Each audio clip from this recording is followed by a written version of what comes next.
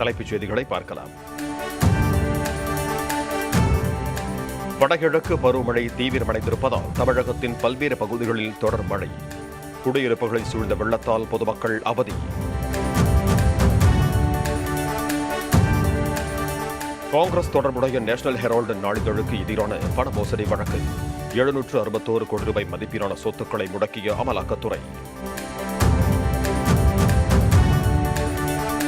பொதுப்பணித்துறை அமைச்சர் ஏவ வேலுவுக்கு சொந்தமான இடங்களில் மீண்டும் வருமான வரித்துறையினர் சோதனை.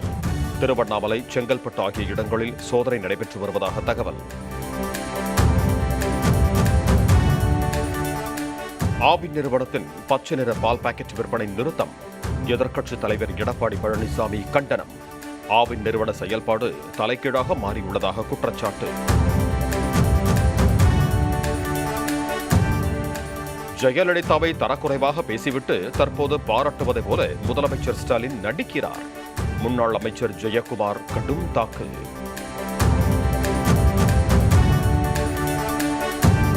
சாலவாக்கம் பள்ளியின் குடிநீர் தொட்டியில் இருந்தது மனித கழிவு அல்ல, காகம் கொண்டு வந்து போட்ட முட்டையாலேயே துர்நாற்றம்.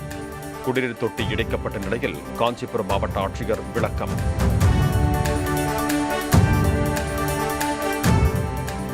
உத்தரகண்ட் சுரங்கத்தில் சிக்கியவர்கள் இன்று இரவு அல்லது நாளை அதிகாலைக்குள் மீட்கப்படுவார்கள்.